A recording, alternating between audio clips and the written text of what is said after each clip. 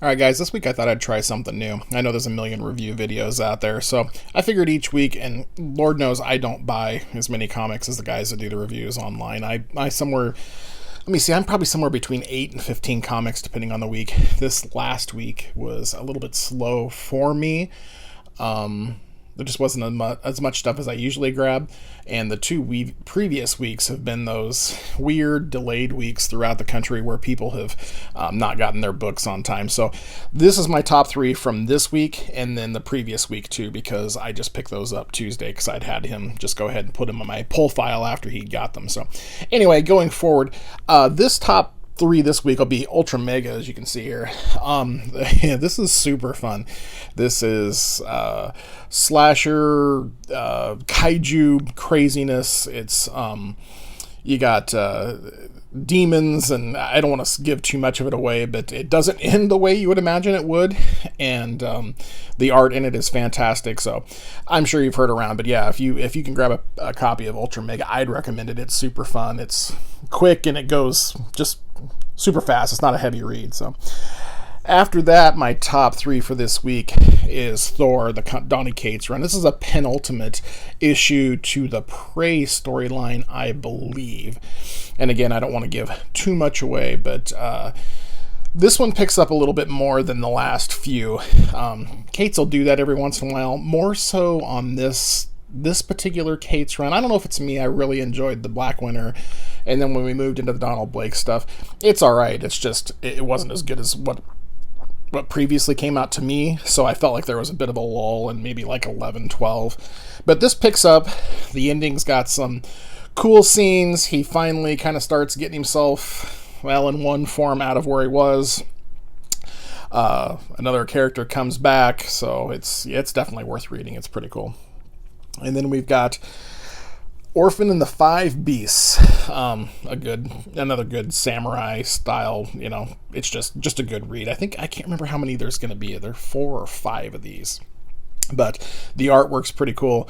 If you like that typical, I don't know, samurai kind of one man against, and woman in this case, against a big group of baddies kind of, it's the right book for you if you like that kind of thing. If not, I would skip it. But this is going into Latin last week's I just picked up, so I just gotten these read.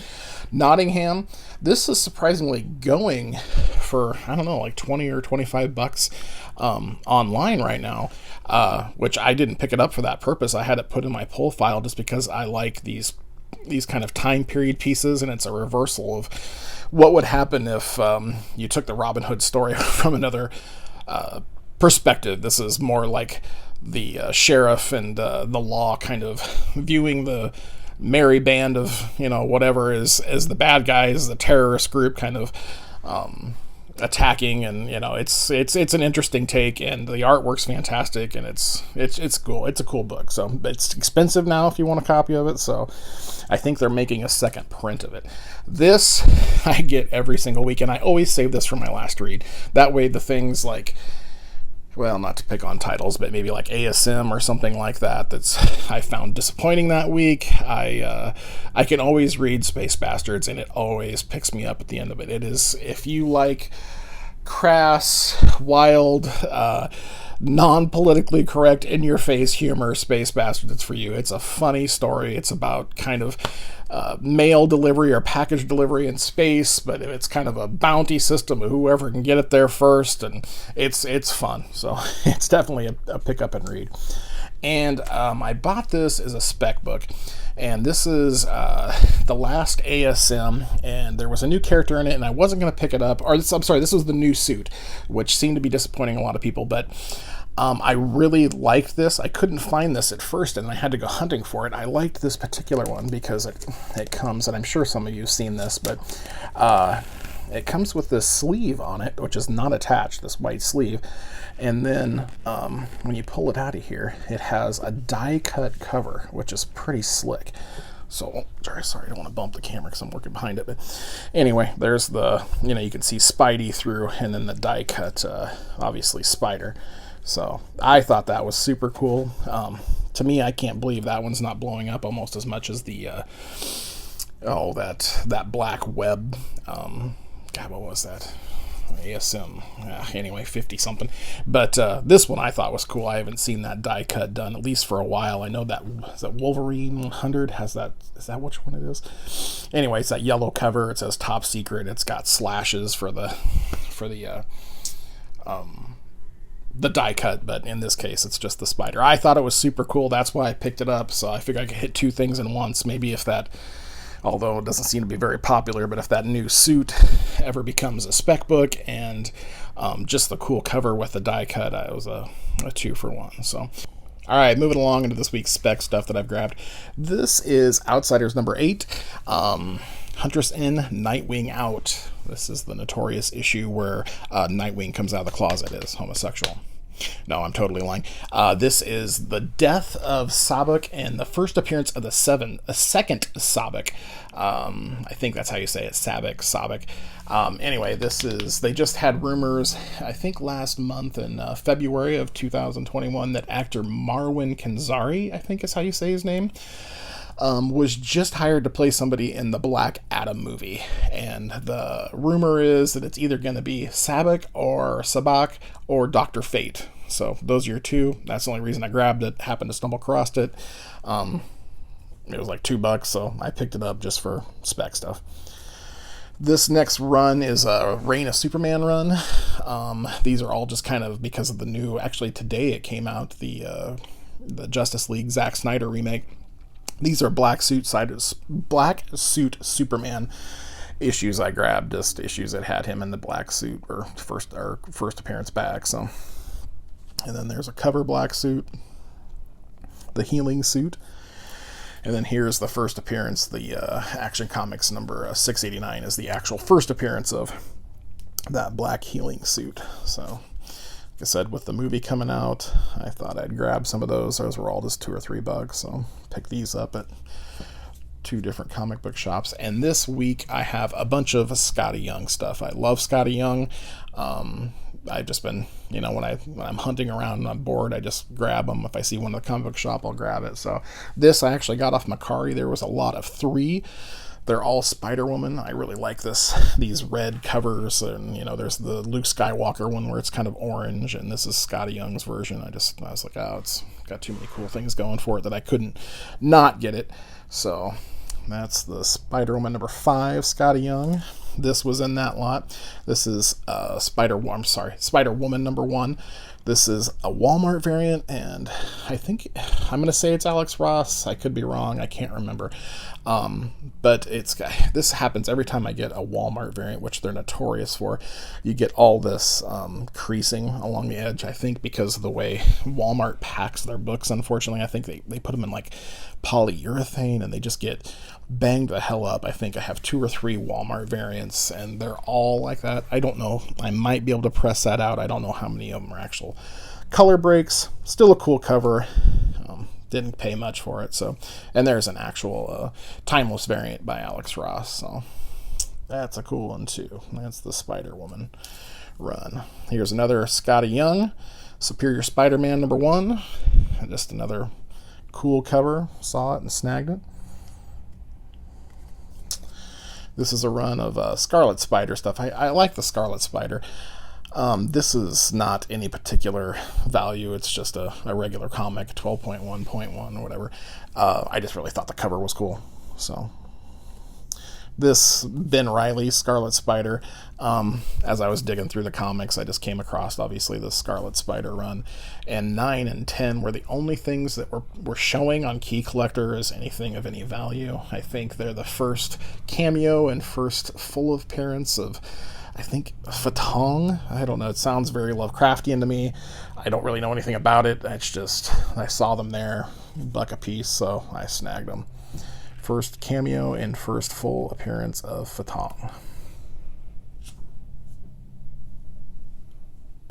This is Superior Iron Man. Superior Iron Man, this is the debut of the Endosim armor. It's like a liquid smart metal. I think it's inspired by the Clintar symbiotes or something like that. Anyway, it's also the first appearance of Teen Abomination. I think it was the son of Happy Hogan. So, don't know much about Superior Iron Man, just like the Skottie Young cover. Avengers No Surrender 675. Another Skottie Young.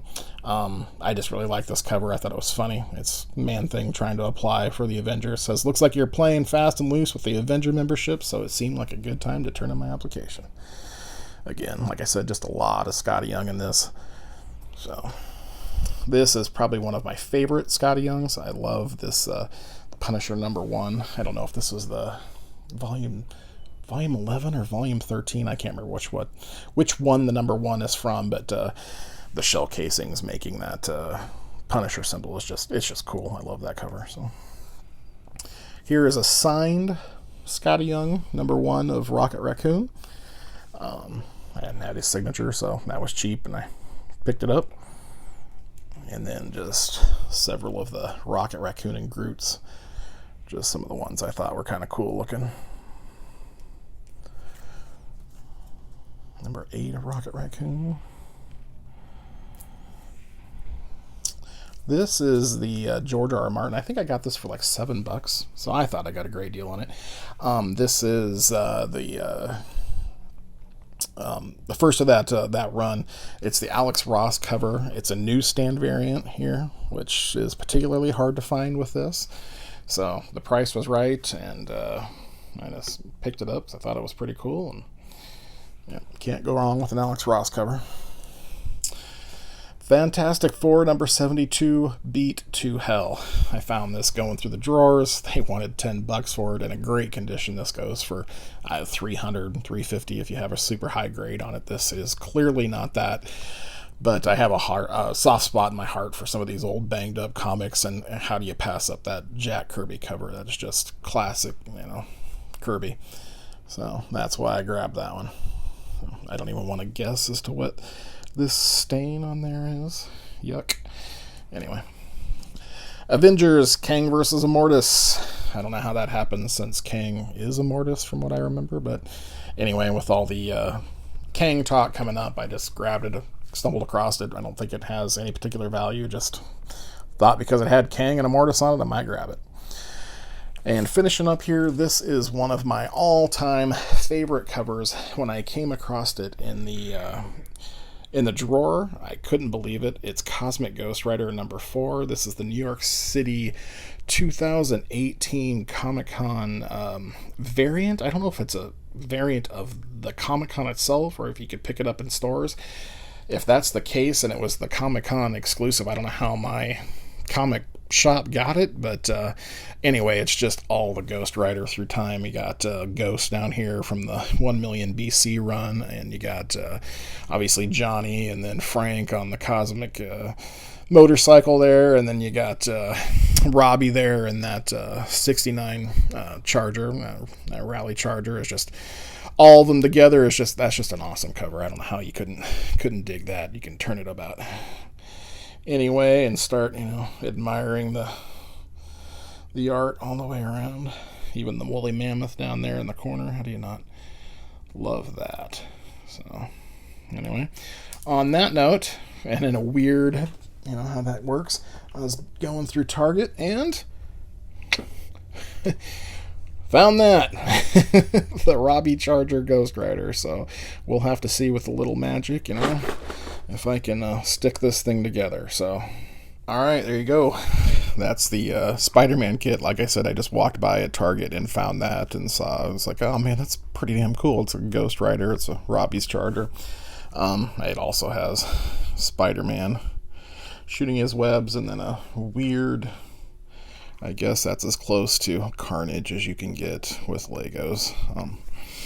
It looks more like a, Superior Octopus or something like that to me, or a bad Dr. Octopus or something. But anyway, there we go. That was too cool not to pick up. It was only a handful of bucks, so the Charger's pretty cool, all flamed out. You can also take all the flame stuff off. And anyway, I hadn't put a set of Legos together in probably 20 years, so that was actually funner than I thought it was going to be. Anyway, if you guys enjoyed the video, thanks for watching. Give it a thumbs up or even subscribe. I put stuff up here once a week. Thanks.